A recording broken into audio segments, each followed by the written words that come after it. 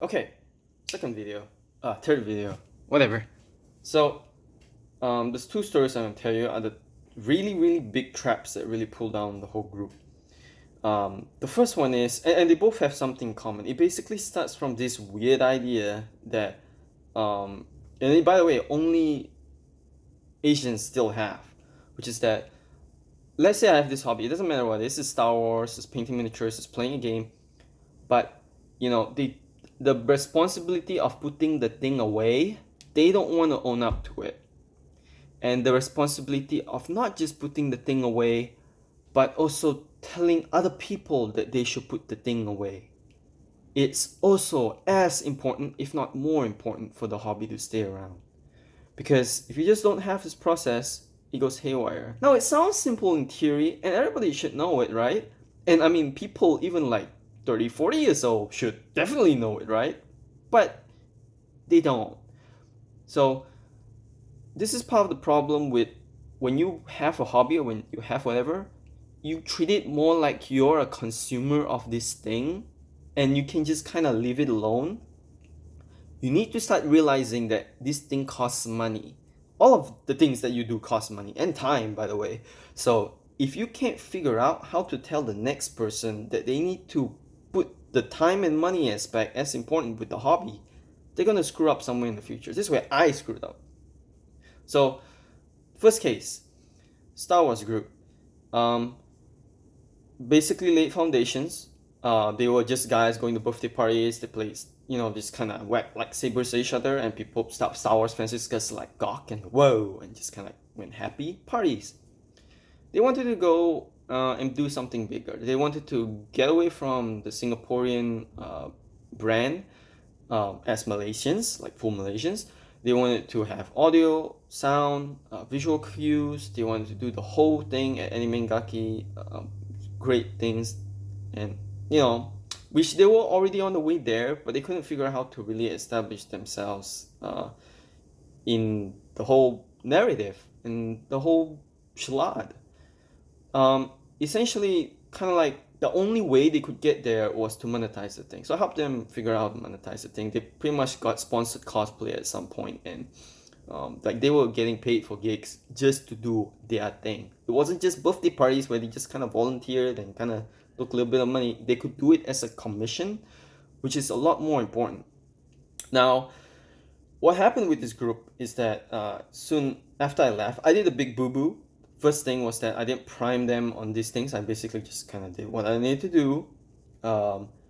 And soon afterwards, once I left, unfortunately, my best friend at the time was in there, and his girlfriend kind of stuck it out for a few more years, and they got so sick, and everybody got so sick of the group because nobody could own up to their own responsibilities, right?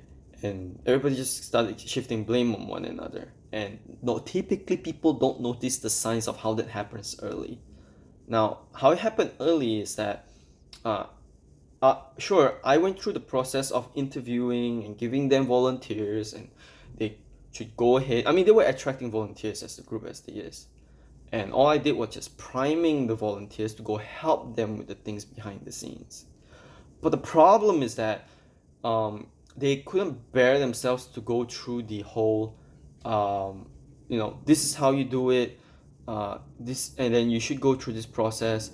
And so the volunteers and they would naturally not behave like adults, or they behave like, and these are working people, by the way. They would behave as if, screw it, I don't want to do this, it's a little bit too troublesome here and there, and they let themselves slip more and more through each of the day. And you know if the hobby still sticks around, it's only because one or some other guy is doing so much of the work that they get these eye bags like on Monday or whatever. And sooner or later they're gonna get fed up. So, don't do that. Because this group, like, it split up at some point and it ended up having to compete each other. Now they're back again, but like they had to sort out like 5 years worth of crap, and I was in the group for only half a year to help establish the things, and I was too young to help figure that one out early. um the second story, and this happened more recently. It was 2017. and it's with an Elder Scrolls Online group. And for me, part of the trouble is that although I can figure out the solution, I have not figured out a way to get the point across online, because it's really different when people don't see what goes on, like the work behind the computer. Like people only see like a screen, right, and the voice chat. So it was the Elder Scrolls Online group, and the way I built it was that I wanted the players to know how to teach themselves to, let's say, be elite, but to know how to solo 4-man dungeons on the hardest difficulty. And so when you put these people together, essentially a raid that needed something like 12 people to do it or whatever, you could only do it with 6, or maybe even less, maybe 4.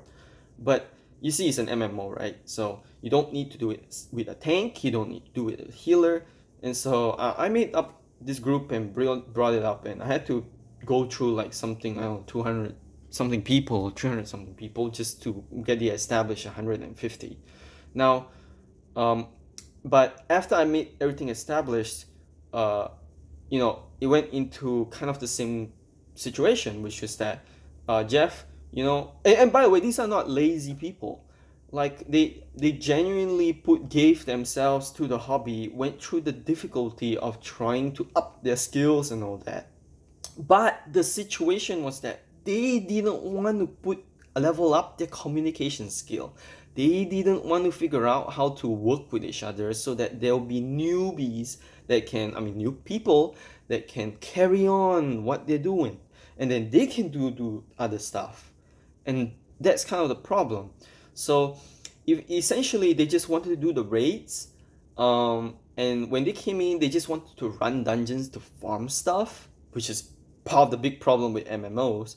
And they didn't want to spend more time to teach the newbies, because they felt like, well, we already learned the hard part of like how to get so good at the game. Like, why should we even like spend time like teaching others to get good at the game, so that they can pass it on? And the funny thing was that the person that kept telling me, a guy from Hong Kong that was pretty much in his retirement years, was telling me that, Jeff, you should delegate and tell this group to kind of get a hold of each other. But the funny thing was that he was always getting the other people, like they were getting ready for raids, or we were having our meetings or whatever, and he were pulling them to other games. And I don't mind that, but when you do it too frequently and you start to say things like, maybe that's all a bit too much work, when you're the guy who's like the oldest in the fucking group, people are going to take you a little bit too seriously. And then like soon I found myself, well, I've already spent, again, remember, everybody's selfish. I'm selfish too. I know that if I want to help people, I need to take care of myself first. Otherwise, I can't do anything else that I want to do for the group. So when I, usually after the first year of helping Star Wars or miniatures or like MMO guild leading or whatever, after doing all the video work and leading all the people almost a year or half a year, I get tired and I need to move on and go do other things to improve my own skill. So everybody has the same mindset. So before your time is up, usually my time is up faster than most people.